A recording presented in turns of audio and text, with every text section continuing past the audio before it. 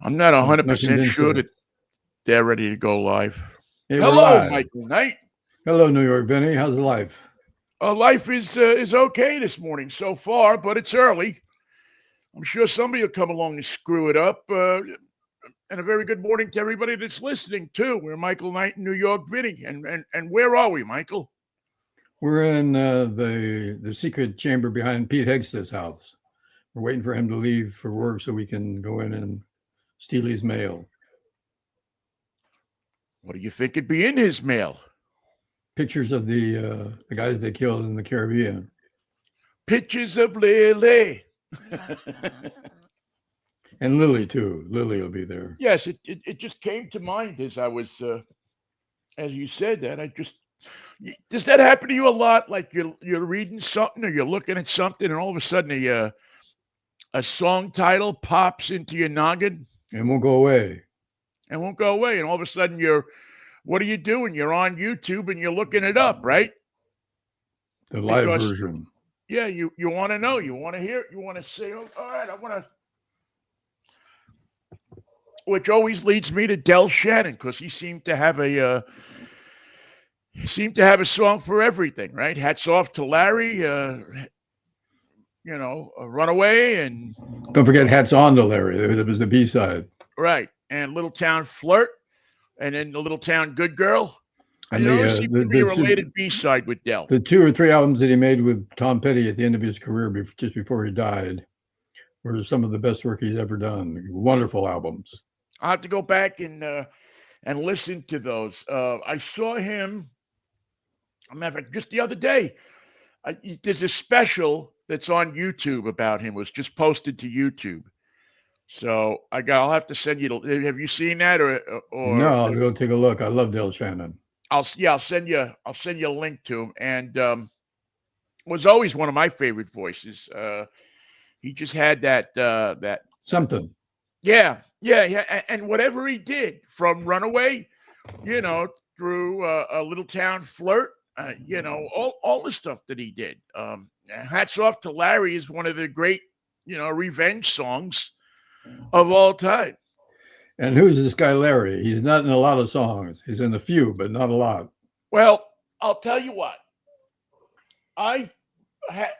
Larry became at one point in my life, many years ago, Harry for me. I was when I was, I don't know, maybe it was my hanging out like 13, 14-year-old days, and I was nothing but trouble. Yeah, exactly. And there was this girl I liked. Donna was her name. And it was a summer thing. We were out from school and we all were hanging out on the corner, and her and I got along, and I walked her home a few times, and because that's what a gentleman did in the days before cars is you walked the girls home to the neighborhood. In the neighborhood. Could have been nothing wrong, but the outside shot, you might get a little at the front door or something like that. You walked them home. And also to make sure they were safe, sure. Which was, of course, the primary reason. Because we're dealing with New York here. Yeah, we were, because it was, there was an element of danger because there were girls that were attacked or somehow threatened. Yeah, there was an outside threat that there could be something, so you walked them home to make sure that everything was okay. Anyway, so I walked this girl home a few times. She didn't live far, and and I think we had maybe a couple of makeout sessions we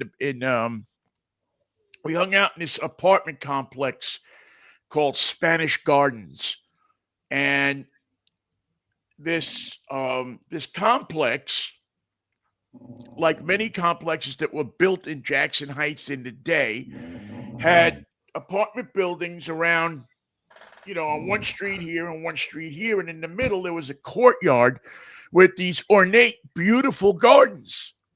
Well maintained, well kept. There was benches in the gardens, but not a lot of light. So there was actually a garden for Spanish Gardens. Yeah. And so she lived in one of the apartments in Spanish Gardens. So I walked her home. We sat in the garden for a while, and so I thought that things were going pretty hot and heavy between her and I. And one day, I see her coming down the corner, and she's with this guy named Harry.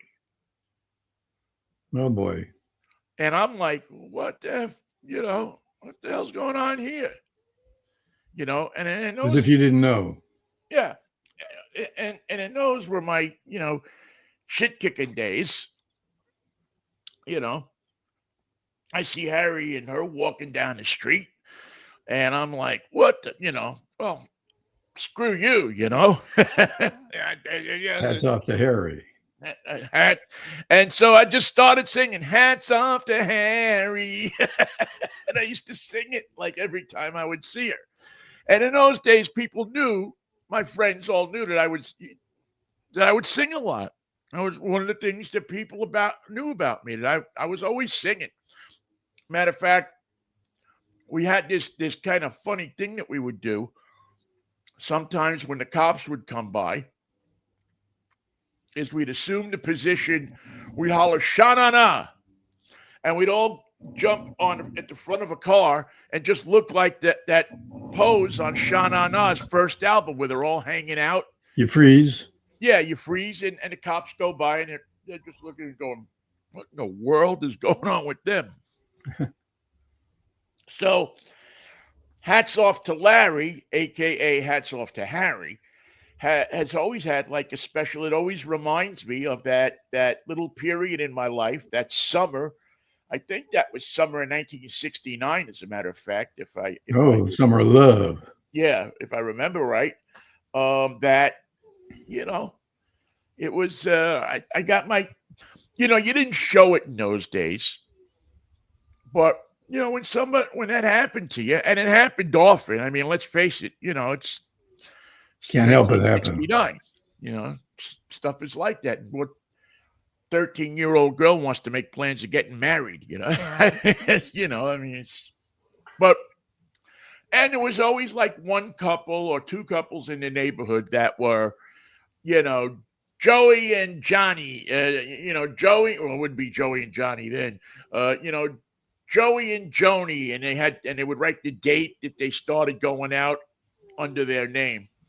And go all over the neighborhood, and there'd be graffiti in every bathroom and spray painted on walls and stuff. Joey. They were an item. Yeah, that's how you advertised your love. That was. Put it on the wall. Put it on the wall, or like the song "Walk Away, Renee." Wherever you could put it, that was how you mark your turf. Right. And so you knew not to mess with Joni because she belonged to Johnny. It is written. So it is written. Let it be written, let it be done. It's there. You can't run away from it. It's every time you walk down 83rd Street, it's on the side of Disco Drugs Wall. Yes, we had a department store. We had a drugstore named Disco Drugs. It was going to have to happen sooner or later. And this was before disco. And it was neither a disco place or a drugstore. It was a drugstore. Well, that's something then. Yeah, it was a drugstore, and I guess they were going for discount drugs, but for whatever reason, maybe somebody had the name already or something. So they were just Disco Drugs. Discount was too long. They just had to shorten it to disco. Yeah, and it's truly one of the great drugstore names ever. Disco Drugs. A couple of years when disco actually hit, people would stop and take their picture under the sign. Sha-na-na. No, Disco Drugs. that would be your pose. That would, yeah. Well, yeah. I'll have to find. I think I have one picture from that era. I don't know if we're Sha-na-na it in front of the. I think we're actually doing it in front of the phone booths. Well, for the disco pose, you had to have one hand in the air, one hand on your hip. Yeah, exactly. You had to look. You had to imitate the pose of Sha-na-na in that 1969 album on Kama Sutra. their debut album, which had the incredibly great fold out with the 1969. No, they were posing in front of a 1957, I think, or 58 maybe. I think it was a 58 Cadillac sitting on the hood, and and they're just looking like a tough bunch of street hoods, which we, the wino lords, envisioned ourselves wasn't as a gonna tough bunch of street hoods. no one was gonna tell them to get off that Cadillac. Not if they didn't want to. Who wants to take on 15 guys wearing gold lame? Nobody. Yeah. Well, no, I don't think we ever wore gold lame, but I mean, we had denim jackets with cut off sleeves. Well, it was easier to look like Bowser than it was to look like the dance crew. Yeah. No, engineer boots, black jeans, and a black T-shirt or a white T-shirt was definitely attainable. And roll those sleeves. There were some that still wore Beetle boots. Yeah, I can understand that. Even in 1960, I mean, if you paid $9.99 for your Beetle boots and Flag Brothers, with the stripe down the middle, you were getting as much wear out of those Beetle boots as you could. The law allows. Yeah, well, they weren't they were never your primary pair of shoes. You couldn't wear them to school. They'd been outlawed in school. Had they? Yeah. What was the reasoning behind that? Why couldn't you wear boots? Beetle boots, couldn't wear them. Catholic school, they didn't have to give you a reason. Because the Saints don't wear no boots. The Saints don't wear Cuban heels. Now, that is a song title or an album title. Yeah, I like that one. Yeah, the Saints don't wear Cuban heels. Now, do the Saints don't wear no Cuban heels, or do the Saints don't wear Cuban heels? I think we'd want to go with the Saints don't wear Cuban heels. Okay. I like it. And we could put a song in there called "The Saints Don't Wear No Cuban Heels." Oh, there's gonna be. And that would even be the B-side for "The Saints Don't Wear Cuban Heels" is "The Saints Don't Wear No Cuban Heels." Yeah, right. The Saints don't wear no Cuban heels. Yeah, we got to work on that. That's a great album title. The Saints don't wear Cuban heels. It sounds like almost like Willie DeVille should have put that out. Willie DeVille, or who else would have been a fit for that? Lou Reed. Yeah, Lou Reed would have been a fit for that. See, that's Dion could do it, but Dion's kind of clean cut for that. Yeah. I think that's more of that Lower East Side. We're not talking about Bronx, Lower East Side instead. Right. East Village before it was Alphabet City. I always wondered how that got converted into valuable real estate. It was a period of time when I was living in New York in the late 60s, early 70s, where you stayed away from the Lower East Side because Alphabet City was nothing but bread knives and trouble. Squats, whole apartment buildings that were not being used officially as a place to live. And the Hells Angels. Don't forget the Hells Angels had their New York headquarters on East 3rd. And you'd think that would be something that would be impossible to recover from, but they just turned that into valuable real estate. One block at a time, they ate it back up and said, no, it's not the Lower East Side. This is New York. Yeah, New York City. It's kind of the same story, I guess, as the Haight in San Francisco. Yeah, but the Haight had reasonable architecture. No, you know what? Not the Haight, the Lower Haight. Like from Fillmore up to Divisadero along Haight Street, which was kind of really a piece of the Western Addition for a long time. And they never did finish adding that. They added it and then they just left it, and they got added every year. Well, they added it and then they started subtracting, like you do in those kinds of cases. But if you have Cuban heels, you wear them. If you don't have Cuban heels, you subtract and don't wear them. You can't wear what you ain't got. Now, on the other end of the shoe, you have the Cuban heels on the back, but up front, you got the the Pointy Inn, which Yes. had a nickname I can't think of right now, the Periwinkles or Roach killers. Roach Killers. Yeah, there Yeah, was because another they got name into the too. corners. They couldn't get away from those boots. Except if And you as, fell on the Cuban heels when you were getting up. as fast as the roach is, yeah, you're not going to be that fast in your Cuban heels. But if you catch them in the corner, you got them. The roaches have speed and maneuverability on their side. Plus, when they get to the corner, they just disappear into the wall. Don't ask me how. Yeah, I never got that. Well, they squeeze in them like small little cracks. You know, if you had like what do you call it? Hardwood floors. They're under there. They could squeeze like they have a little they find a little hole in the hardwood floor and just make it their own. Right through. Yep. Or scamper up into a cabinet or something like that. And then you go to get a piece of bread and there'd be the roach, you know, Remember, sitting on top of your loaf of bread. Lived on West End and 105th between Broadway and Upper West Side. And if I used a broiler in my apartment on the third floor, it would activate the roaches, and it was too hot for them to hang there underneath the stove. They were going to happily wait under the stove all day long. But if I turned the broiler on to make toast or something, that was too much for them. They had to vacate and make a beeline for new digs. Oh yeah, well, I mean, you know, broiler will, you know, drops fat and breadcrumbs and stuff like that, and that's like, you know, that's like the buffet at the casino for the cockroaches. It's beautiful. They're like, well, this is heaven. They're calling their friends over. You know, the cockroaches are having sex in the back and having little cockroachettes. You can hear the dance music. You can hear it.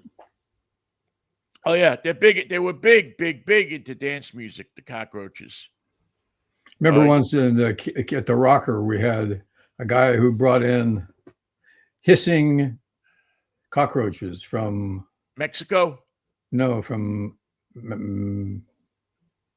want to say Macedonia, but that's wrong. Somewhere in the southern hemisphere. Anyway, just our luck, one got away.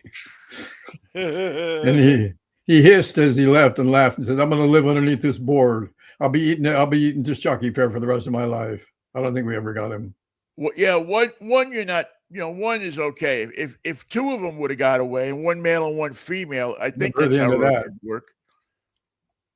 That wasn't the only thing that got out of we had a guy brought ferrets, not squirrels, but ferrets. He brought ferrets, and they got out and got underneath the board and sat in there for quite a while before they finally said, it was fun at first, but it's not fun anymore. We're coming out. Yeah, especially if they start chewing up the wires. That would have had we never actually told anyone that there was a problem with the ferrets and the cockroaches. It was broadcast, but you know how it is that no one in your radio station listens to the morning show. They have an assignment to listen to some other station to find out what spots they're playing. Yeah, 2 weeks later, some sales guy will come in and say, "Hey, that was a funny bit with the cockroaches, man." Wasn't a bit. No, that's well, you know, you'd think if a cockroach got into that board, and most of the radio stations, I think both you and I have worked at, they could subsist off not only the food that was dropped through the board, but also the drugs that were dropped through the board. That's not the only thing that gets into a board. The board at KTIM came from KMPX, which is the board that the staff pissed in as they went on strike. And we got it. They cleaned it out, rewired it, put the whole thing together. And we had the piss board from KMPX in the KTIM control room. Then when I worked at KSAN, when it was a country station, it was the board that they pissed in when KSAN shut off as a rock station and went country. So I worked on two piss boards, all of them connected to KSAN. Famous urine was in those boards at one time. I would say a urine you could probably get high off of. You could sell it by the quart. Yeah. You could sell that urine to somebody, and it was a high octane urine. So your guest comes in to do the show, and you just say, "KSAN urine, anyone?" Exactly. We have it little vials. I thought, what were the chances that in one market I would work in 2 piss boards? But, It depends on the market. Certain if certain companies owned a station in that market, your chances are likely you'd have a good chance of working at a piss board. now, I don't know who's the guy who had to clean those boards out and refurbish them and sell them on the black market, but somebody had to fix that. The new engineer they brought in from Cleveland. Well, yeah. Welcome to San Francisco, buddy. And you know as well as I know that some intern got the job of cleaning the board out. Hey, it's time for our annual board cleaning. And you want to learn about electronics? You open it up like this and you start. It's kind of sticky in here. What's that? Nah, it can't be. No, it's a McMartin control board. How could it be sticky? Well, kid, one of these days when you get a morning show, we'll tell you about it. But first, we got to piss in the old board. But first we have to leave J-Core a going away present.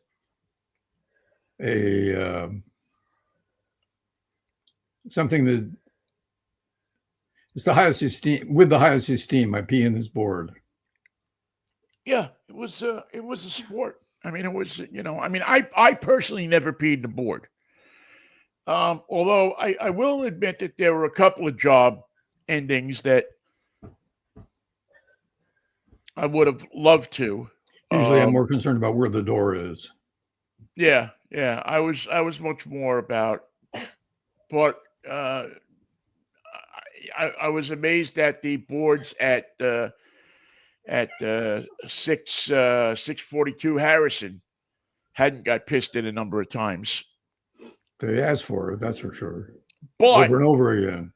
But I'm sure that the board that they brought over, which I think wound up in the production room, the main board at the Quake, which turned into the main board at the City. Yeah, that was the same board. Yeah, was probably had quite a bit of chemicals in it, of many kinds, topped off with a high dose of piss. I'm sure that I don't remember how the Quake ended, but I guess it wasn't pretty.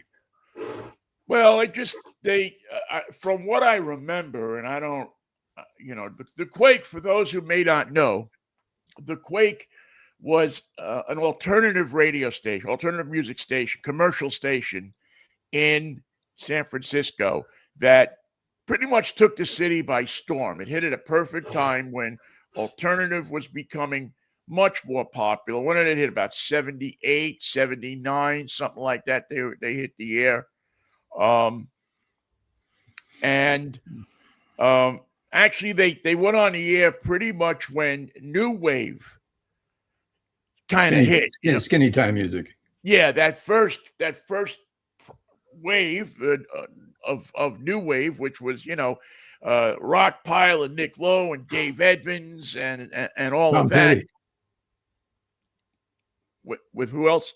Tom Petty's first album. Yeah, just all of that stuff. And so the Quake went on the air. They took it over from. It was an adult station. Who was the guy that was their DJ? There was a guy that was a voice on a million commercials. Not Bill Scott Malone? Beach. Oh yeah, Scott Beach. Remember Scott Beach? he was in the committee. Yeah, along with Terry McGovern, I believe. Terry was in the committee. Terry wasn't in the committee. I thought he was. For some reason, I thought he was. Who else was in the committee? Howard Hessman. Thank you. Howard Hessman was in the committee. See, I knew that anyway, and you know much more about this stuff than I do. But anyway, the Quake became quite a radio station. KQAK. Yeah, 5 years that it existed. And then was it that long? I think it was. Yeah, I think it was like from 79, was it, to 85. So six, or maybe it was 80 to 85. I don't remember the sign on date. But by the time it had signed off, and Live 105 had taken the. well, I don't think Live 105 had hit yet. Live 105 was was kind of a pop station, kind of that year literally version of a top 40. And then when the Quake went under in 85, they grabbed the format.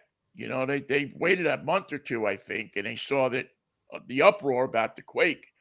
And the thing about the Quake is they had a morning guy named Alex Bennett.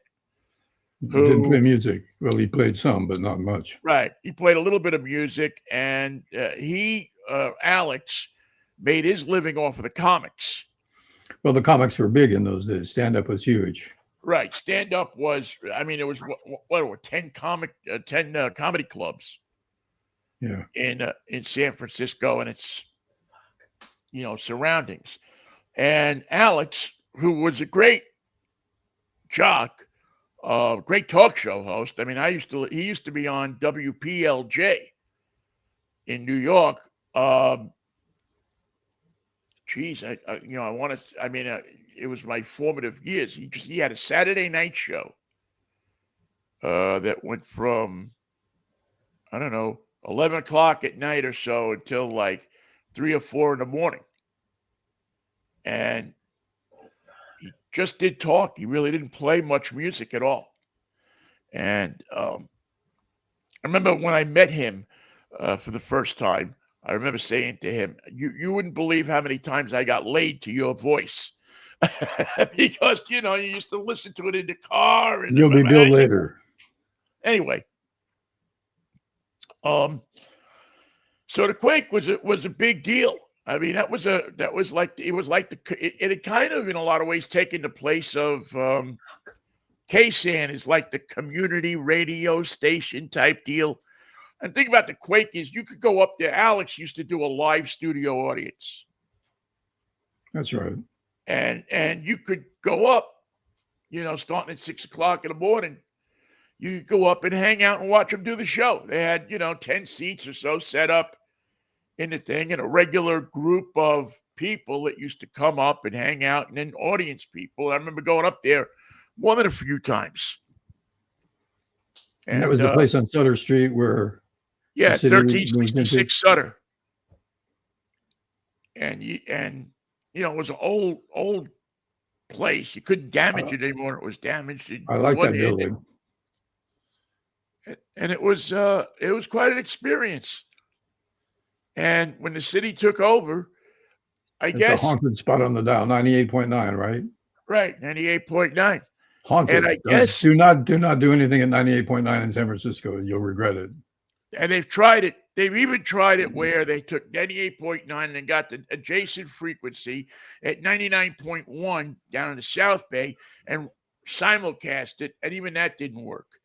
Because remember Double 99? It was haunted.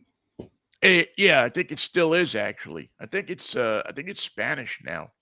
But anyway, I guess the story goes that Ivan and Jamie, who owned Olympic Broadcasting, a Seattle group, was going to continue with the Quake. Was going to, and who knows? They probably said it so that people wouldn't piss on the board or in the board. And I guess their plan was to keep Alex Bennett and, do the city the rest of the day. I hadn't heard that story. Yeah, and I know that as soon as they bought the radio stations that they owned, they had to start selling them to finance the note that they paid, and so they ended up with the stations that weren't worth anything. I don't know about that part of the story, but I just know this chronology of what I've been told from many people what happened, and they didn't. So anyway, for whatever reason, they didn't follow through on. They had somebody that had gone to them, I guess, Kate and Tom had contacted them and says, no, we have a format that'll kill in this city. And they bought it. And Alex, I guess, wouldn't come over, but he wouldn't work for the new format. So it was, I don't know, the first 6 or 8 months Billy of Jugs. the city was pandemonium because they had the midday guy that they had brought in. He was now doing mornings. Damien. What about Billy Jugs? I don't remember Billy Jugs.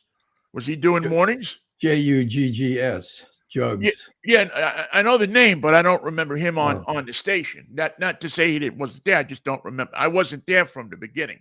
I'm just kind of going by what I've reconstructed or thought to be the history. And then Damien was the morning guy until you came along, till they pried you away from the rocker. And so it goes. So the rest is history. And what was that? 1980s, 86 that they brought you in, right? Trying to remember the year, somewhere in there. Yeah, I think it was 86. Maybe 85. Yeah, late 85, 86. And because I remember I was actually working there in sales by that time. My foot in the door job in the radio business. That's how we met. Yeah.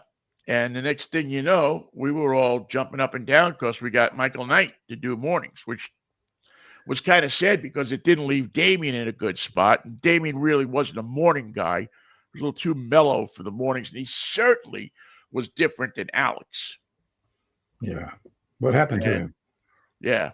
And, but a really nice guy. I mean, I don't know whatever happened to him, but it was, Damien and, was it Damien and Dave McQueen doing mornings? And then Rogelski, I think Rogelski was there was somebody else that they kept from the Quake. And I can't remember off the top of my head who. It wasn't somebody that lasted that long, but I think they kept 2 or 3 people from the Quake. And I think Rogelski did afternoon news. They actually had morning and afternoon news people. Well, in those days, that you had a different type of news that went with a different type of format. Right.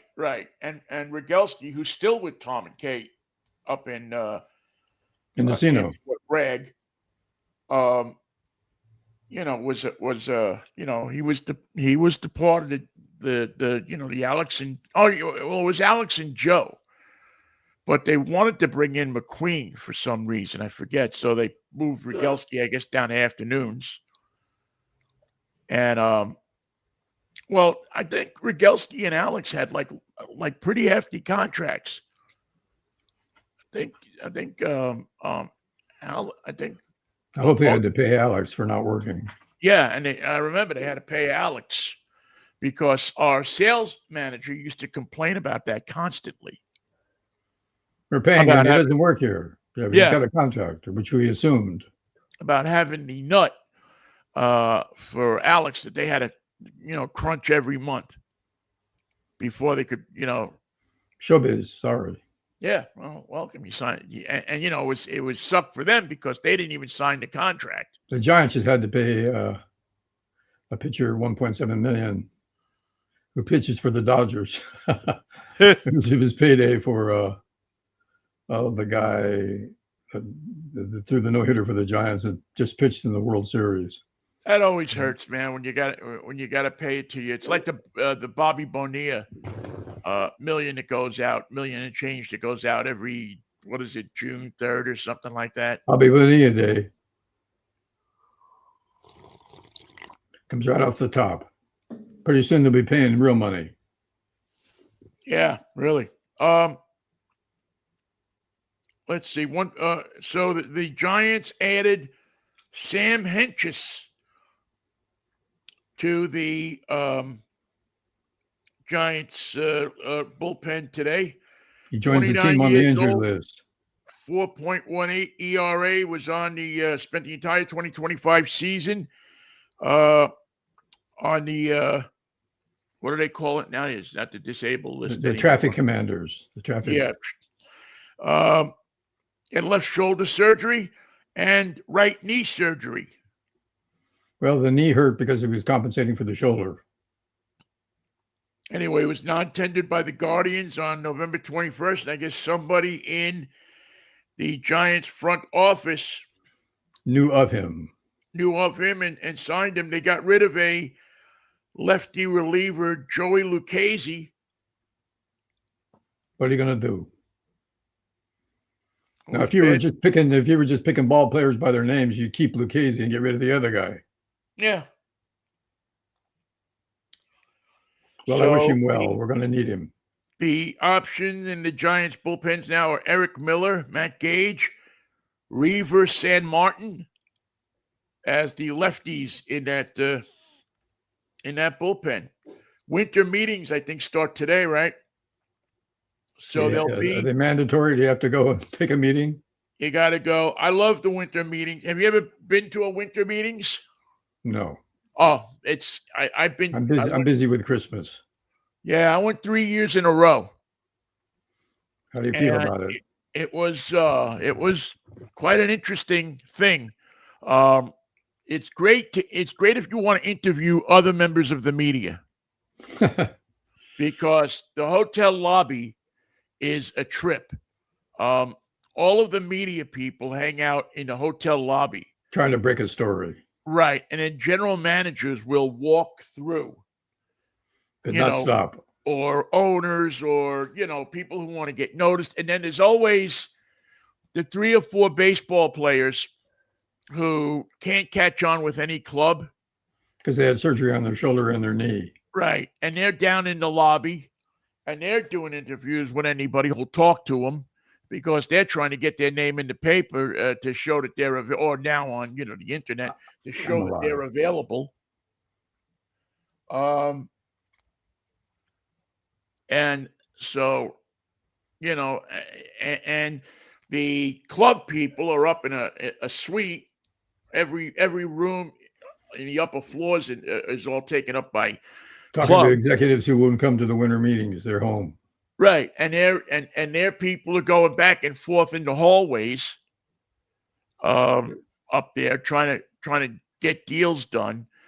It's not as exciting now as it used to be because now you got the internet, you have Zoom and that stuff. So, and every once in a while you'll catch an executive and you got to know the guy or you have to.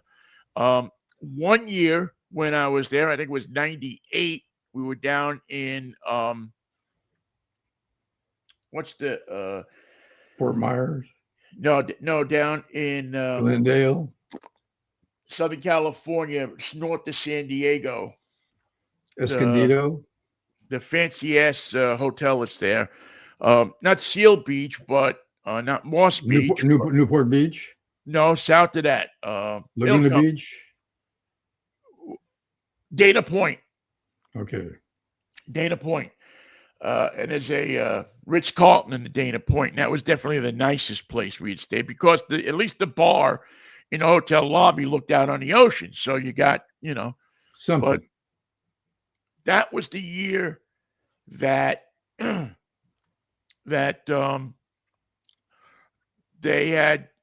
Griffey had requested a trade. And so everybody felt pretty positive that the trade was going to happen at the winter meetings. Was it going to be Cincy? No, I think it was originally going to be the Mets. I think the Mets were in on it. And then for whatever reason, Griffey said, well, I won't accept, because he had a no trade. And he said, there's only a couple of teams that I'll accept a trade to. And so he wound up going to Cincinnati. Was that a good deal for him? No, it didn't work out for him. Didn't seem to work out at all. Yeah, and I don't think it really worked out for the Mariners all that well either. I mean, what'd they get? They got Brett Tomko. I'm trying to think of who else came over from Cincinnati, but the Biff Jiggerman. gist of the thing was that it really didn't work out for both sides, and Griffey, and a lot of people think his dad had a lot to do with it. Yeah. Just tied the Mariners' hands with where he could go, and then the Reds knew that the only place he really was going to go was to the Reds. They didn't work out for them either. They weren't going to give anything really important up for Junior. Cash. So they just. I'm trying to again. I'm trying to remember the players that were given up, but it wasn't. I don't remember it being a treasure trove of players. And it was not a memorable. It was over, but it wasn't beautiful. It was not a beautiful ending. Well, no, and a lot of people, forget that. A lot of now he plays the organ during the commercial that he's in. Yeah. And I think he's part owner of the Mariners. I think he's got a piece. I think he's a part owner.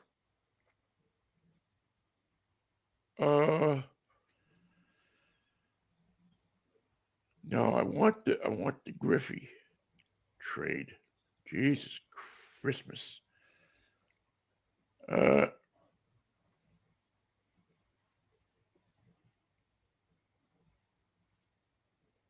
Oh yeah, I know. It was Mike Cameron was the other other nice piece that came in. Actually,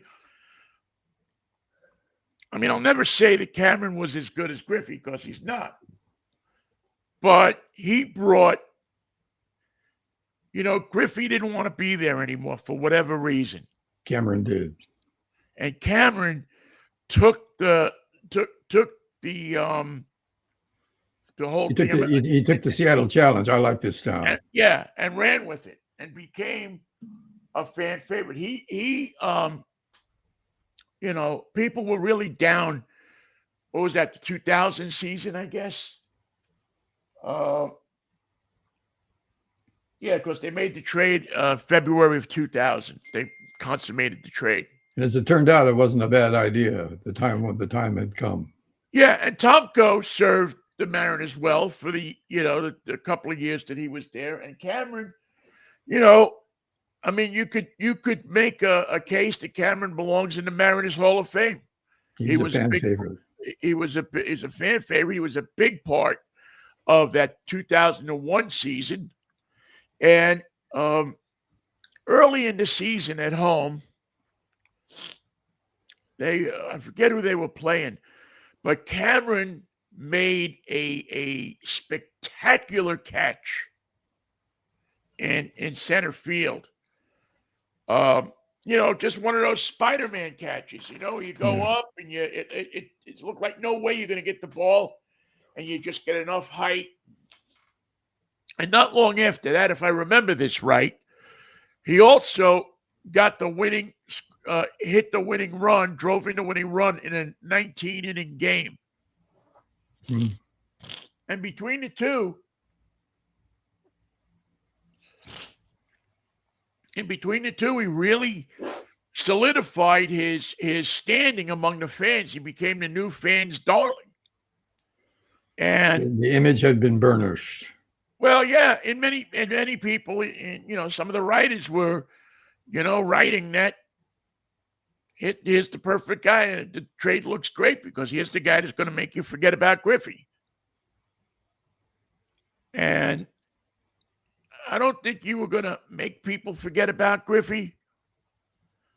But for that particular year, and 2001 always gets the press and everything, but 2000 was a spectacular year for the Mariners. I mean, Lou did his best job of managing. The pitching staff was unreal. Alex was still there, and he was coming into his prime. Yeah, the whole, it was just all, you could see it coming together. How many times do you think did you see Lou pick up second base, throw it into center field, and jam the hole full of dirt so it couldn't put it back? One or two times. There's one time where there's a famous pitcher. I think he was throwing first base, where he was kicking up a storm, and Buhner and Griffey. So that had to be before 2000. Buhner and Griffey are just standing there watching them, and they're laughing, and they're just kind of covering their face. Of course, because they knew it was coming. Tears rolling down their cheeks that they're laughing so hard. Standing together in the outfield, chucking, chuck. Yeah, they're just standing together, and they actually weren't in the outfield. They'd moved in. They wanted to hear it too. Well, I guess they wanted, in case he really got, animated, they were going to grab him. And that, there was very few people on the team that could grab Lou. And after the Reds incident, with what's his name there, you knew you had to be somebody of standing in the clubhouse if you were going to grab Lou. But you needed to have somebody there because, obviously Lou could get out of control pretty quickly. There wasn't going to be a lot of notice. It was just going to happen. Right. It was going to happen. You had to be fleet of feet to get to him before he knocked an umpire down. Because he could get around that infielder when he was angry. When he was angry, you were looking at a 22-year-old Lou Piniella. There was no doubt that you were looking at a guy who had regained little puffs of his smoke. virility. Yeah, he just poof. He'd get out there and he'd get that, his hat would go backwards and he'd get that face on, and you could tell by that face, man, that he was in it. He was back in the schoolyard in Tampa. He knew that he wasn't going to win the argument, but he was going to get his nickel's worth. Before he had a shower. Then he would have a shower. Yeah. Then he'd go in the office, microwave 5 or 6 corn dogs, and smoke a pack of Luckies,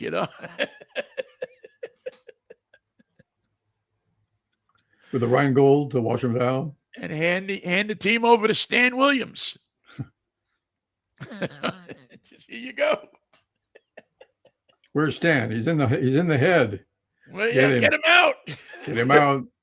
Or Johnny McLaren, I guess, was one of the guys he'd hand the team over to. Or, it was. I miss. I miss that whole scene. I know a lot of people used to not like it, and sometimes I think guys would do it for nothing, just to motivate their team. I don't think Lou ever ran out of the dugout for nothing, or to motivate his team, except one time that I know he did something to motivate his team. He just wanted to stop action. Yeah, how a manager will walk out and visit the mound.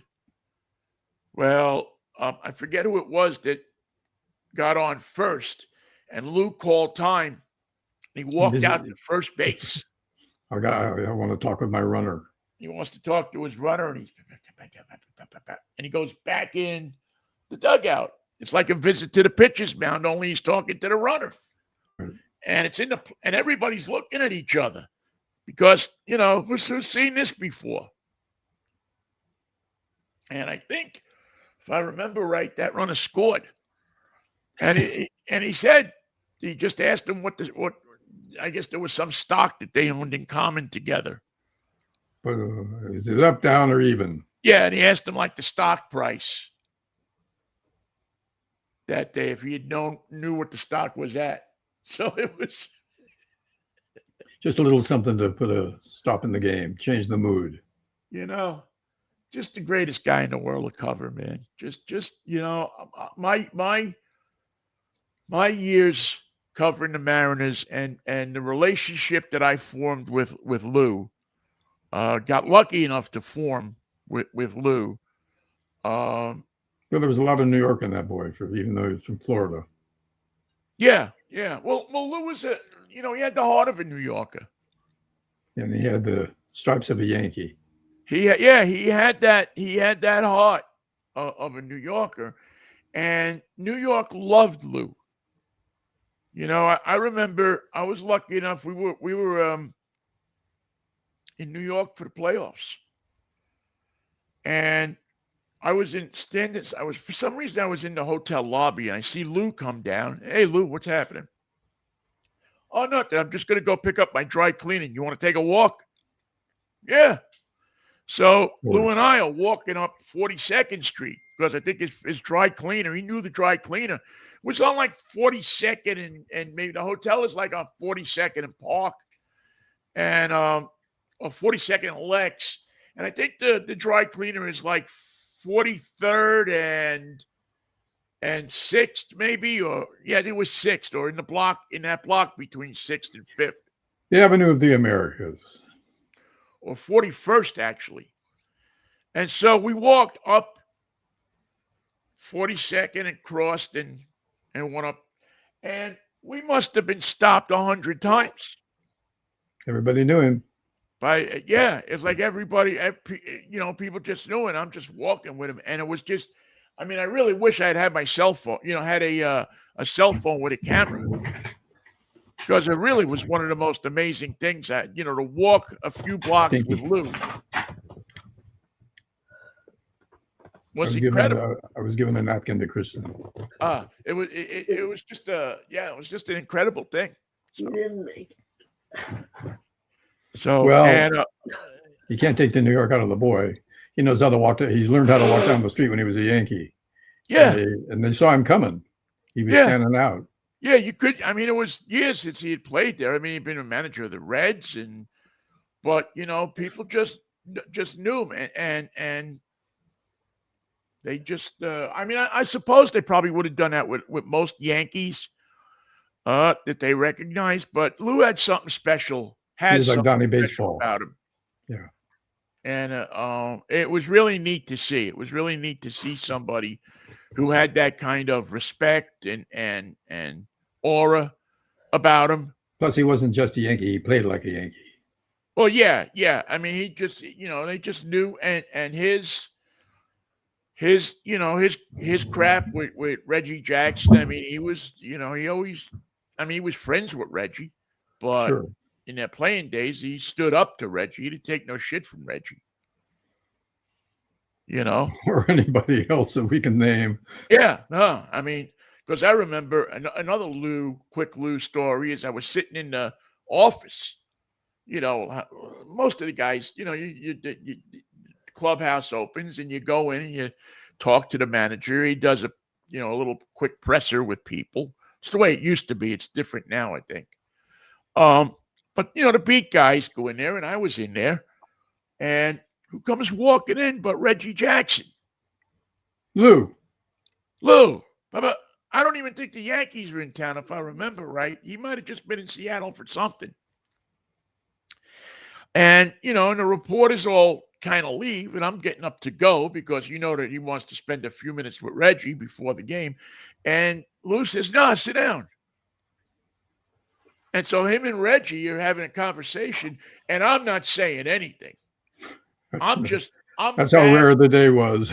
Yeah, I'm back sitting now on the couch and just not saying anything, man. There's nothing that I can say in this conversation that's going to add anything to it except, yeah, Lou. Right you are. There's nothing. Nah, sit down. I'm just enjoying the moment, man. I'm sitting here thinking if I could just, if I were a Yankee fan, I'd be in heaven. Did you roll tape? No. You couldn't roll tape on that conversation. That was off limits. That was. I agree. You didn't. You could have rolled it, but you could have never used it. Yeah. And that would. I did that once. I recorded Bill Graham when he was being very direct about taking acid with the Grateful Dead at the pyramid in Egypt. And I saved that tape. And the day and night that Bill Graham died in the helicopter crash, I searched my entire house for it. And Bill Graham came into my house. He took that tape and he left with him when he went to wherever he's booking acts now. I've never found that tape. And I saved that tape. I marked it. KRQR. We went to his office and recorded PSAs for the Labor Day weekend or something. He was going to put on a big show. And that thing was, come to my show, don't drive drunk, you know. Yeah. But while the tape was running, he told the story about taking acid with the Grateful Dead at the pyramid. And it wasn't a salacious story. There was nothing weird about it, but it just cataloged how he felt about it, what it was like to get high, to come onto it, and sitting at the pyramid with the Grateful Dead in Egypt. And it was a fantastic story. And I wanted to use some of that sound on KCBS when he died. And I never found that damn tape. And I know that Bill Graham came and took it. Yeah, that would have been a great. I mean, that would have wound up being a national. Yeah, you know, that would have fed the network. That would have been fed this. You would have fed that to CBS. I mean, that was something else. Yeah, I just. I mean, from early on, I understood that those kinds of things. There was a few people that had come and Lou had said, because he knew. He knew at my heart I was a fan, even though I was a Mets fan. And I think he understood.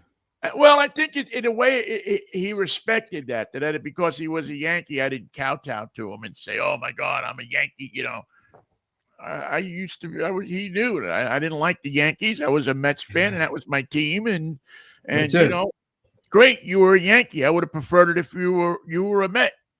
Well, who did he grow up watching?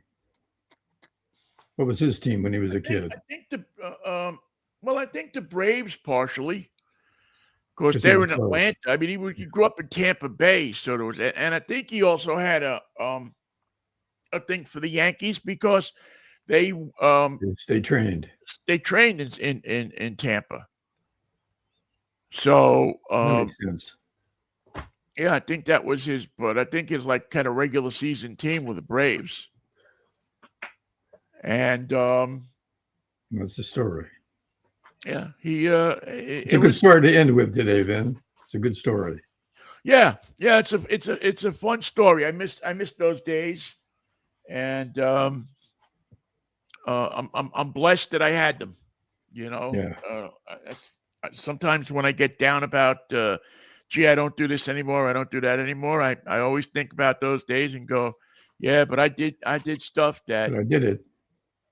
You know. That people would have given their right arm to do.